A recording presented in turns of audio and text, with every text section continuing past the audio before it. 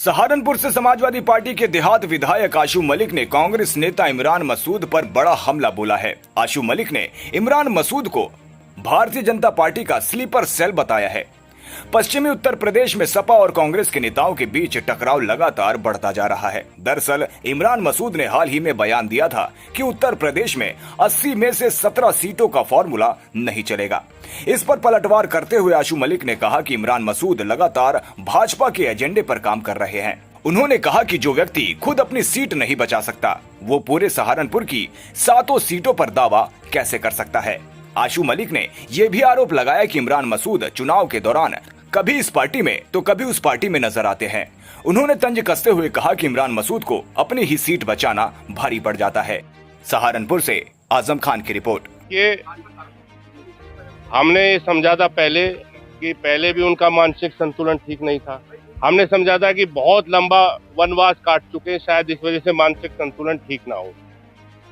तो हमने पूरी मदद की, हर जगह मदद की। उन्होंने हमें कहा कि हम तुम्हारा एहसान कभी नहीं भूलेंगे। 365 दिन नहीं बीते, वो एहसान कभी किसी का मानते नहीं, एहसान फरामोश है। नंबर 1 बात। नंबर 2 बात, जो बात वो कह रहे हैं वो उनका व्यक्तिगत बयान है या कांग्रेस पार्टी की सहमति है, इसका संज्ञान कांग्रेस नेतृत्व ले। क्योंकि राहुल गांधी जी ने अपने बयानों में ये कहा था, अगर आप देखेंगे कि कांग्रेस पार्टी में कुछ लोग ऐसे हैं जो पार्टी में तो कांग्रेस में हैं लेकिन काम बीजेपी का कर रहे हैं। तो ऐसे स्लीपर सेल की पहचान करें। और ये हमारा बयान नहीं है, और ये सब जानते हैं आखिर उनके ऊपर कौन सा ऐसा राजनीतिक दबाव है, कौन सी उनकी मजबूरी है। पूरे देश के धर्मनिरपेक्ष राजनीति करने वाले लोगों की ये भावना थी कि सांप्रदायिक ताकतों को हराया जाए और सबको एक प्लेटफॉर्म पे आकर के लड़ा जाए। उन्हीं भावनाओं का हमारे लीडर समाजवादी पार्टी के राष्ट्रीय अध्यक्ष आदरणीय अखिलेश यादव जी ने हमेशा सम्मान किया है और गठबंधन अपनी जगह मजबूती से खड़ा हुआ है। ये कौन होते हैं टिकट बांटने वाले? ये अपने टिकट के लिए दर दर भटक रहे थे, रो रहे थे, ये किसको टिकट दे देंगे। ये इनका जनता, क्योंकि भोली भाली जनता है, उसको गुमराह करना, ऐसी भाषा बोलना, उनको जज्बाती बनाना।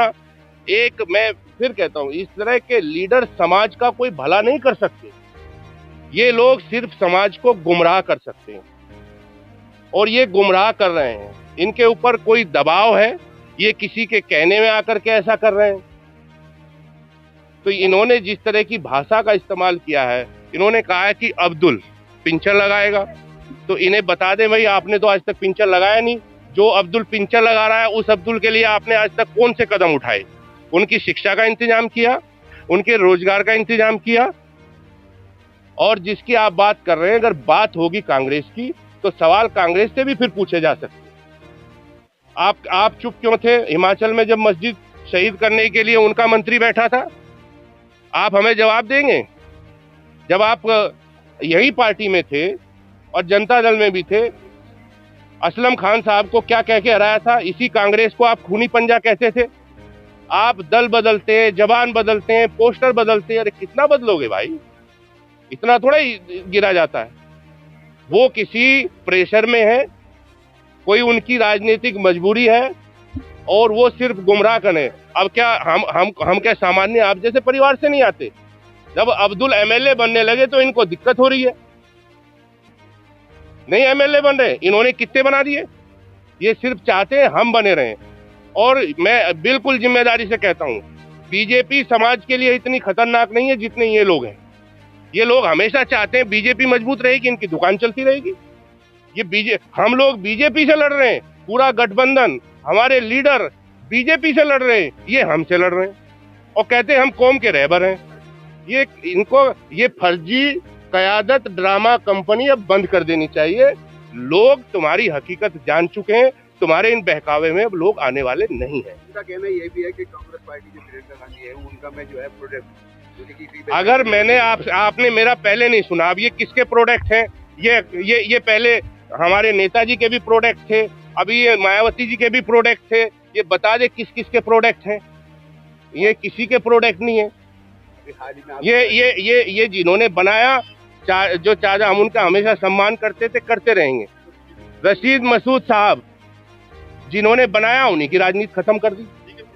ये आवाम को सिर्फ गुमराह कर सकते हैं। इनके पास कोई जनाधार नहीं है। जन सुनवाई के नाम पर पे अपनी जग हसाई करा रहे हैं। जाते, ये इतनी बड़ी खुद समस्या है कि लोगों की समस्या सुनने जाते हैं और अपनी समस्या उन्हें सुना के आ जाते हैं।